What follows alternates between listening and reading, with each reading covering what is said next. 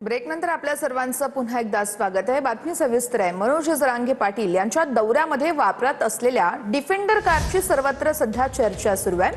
ही car जरांगेंना दौऱ्यासाठी कोणी दिली अशी ही सध्या चर्चा सुरू झाली आहे। त्यावर मनोज जरांगे पाटील यांनी ही उत्तर दिलेलं आहे। समाजाचं काम करतो, समाजाला मायबाप मानतो, माझ्या लोकांनी नवीन गाडी घेतली की माझ्याकडून पूजा करून घेतात असं जरांगे पाटलांनी म्हटलंय।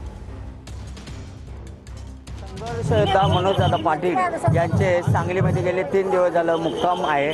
या ठिकाणी अनेक ठिकाणी त्यांनी सभासुद्धा घेतलेले आहेत, भेटीगाठी घेतलेले आहेत। आता विट्यामध्ये या ठिकाणी आपण पाहू शकता जय्यत अशी तयारी केलेली आहे। या ठिकाणी JCB लावलेले आहेत त्यांच्या स्वागतासाठी।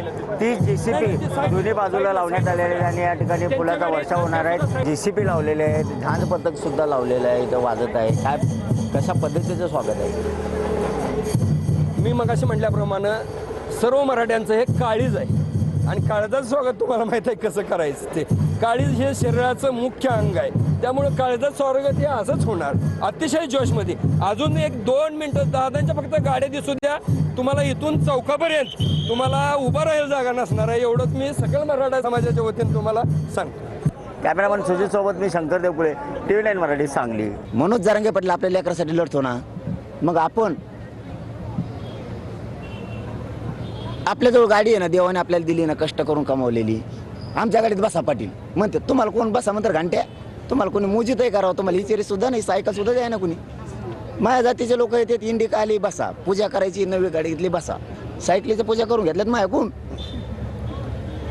शाळेचं पूजा करून घेतात लोक। नवी गाडी आणली की त्याने आणली, ती मला बाबा मी कष्ट केलेलं आहे, माझ्या गाडीत बसा, मला येऊन दे इकडं। बसलो, त्यात काय काम्या घेतली का मग एक। अरे तुम्ही काही करून मी कमी होणार आहे का? माझा समाज मला जीव लावतो राव, तुमच्यासारखे मला पैसे कमायचे नाही।